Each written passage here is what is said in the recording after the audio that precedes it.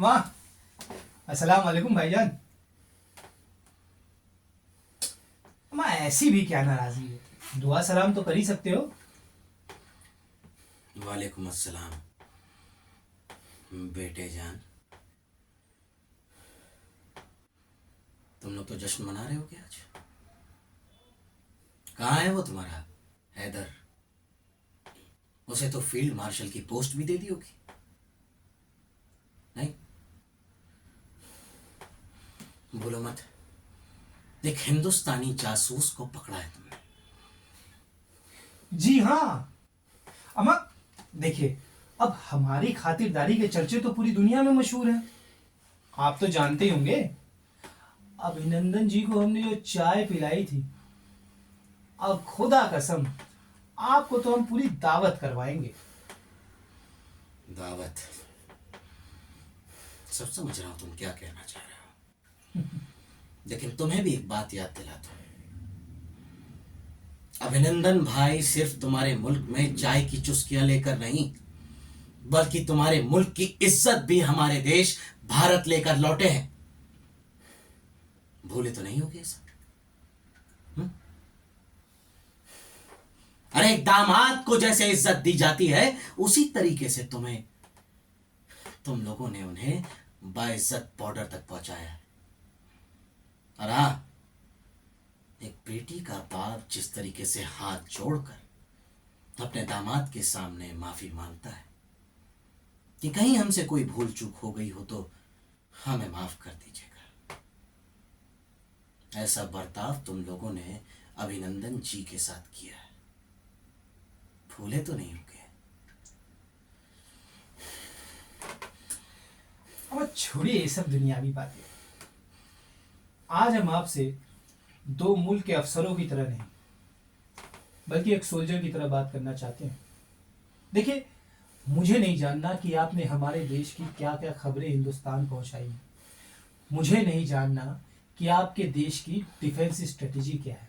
और मुझे ये भी नहीं जानना कि और कितने हिंदुस्तानी जासूस यहाँ हमारे मुल्क में हैं। हम तो आज आपकी निजी जिंदगी के बारे में जानना चाहते हैं। तो बताइए, निकाह हुआ है आपका?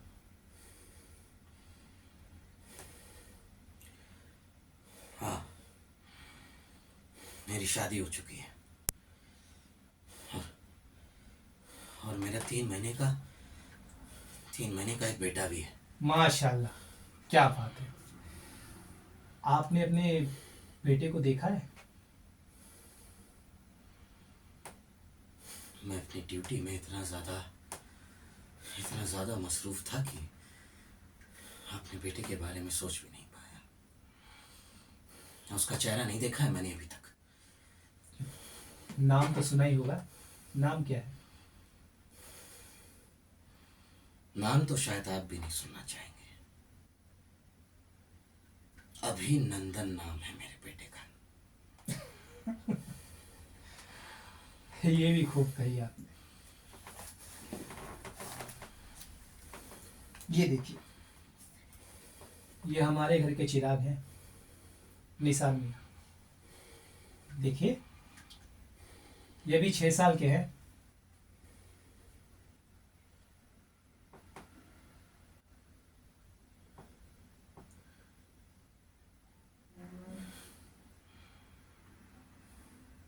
इसकी शक्ल बिल्कुल आप पर ही गई है। बड़ा प्यारा बच्चा है ये आपका।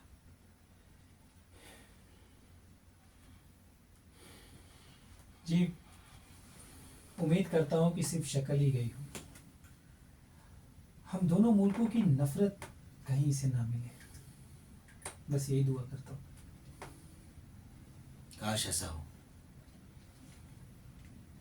देखिए, हम दोनों एक दूसरे से आगे बढ़ने की होड़ में अपने अपने देश में अपने घर को जला रहे हैं। ये बात आप भी समझते होंगे और मैं भी समझ रहा हूँ।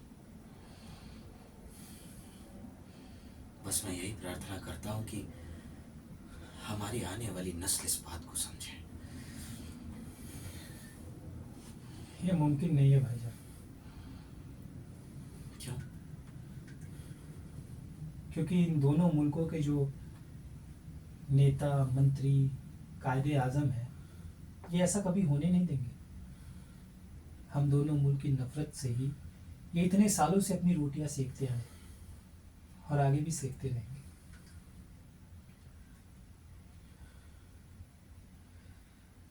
मैं आपकी बात से पूरी तरीके से सहमत हूँ।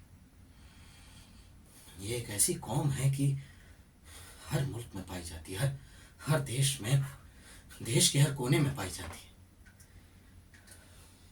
और और ये भेदभाव, ये तो हर जगह है। हरे काले गोरे में भेदभाव, शिया सुन्नी में भेदभाव, हिंदू मुसलमान में भेदभाव, और ये जातिवाद, ये नस्लवाद, ये तो आपके मुल्क में और हमारे देश की रगों में बसा हुआ है। बस तो किसी बात का है कि ऐसे बेगैरत लोग, ऐसे ऐसे ऐसे कमजोर लोग हमारे देश को किन्हीं गैर हाथों में बेच देते हैं। इस देश की इज्जत को, इस देश के लोगों को, इनकी कोई अहमियत नहीं। इन लोगों के सहन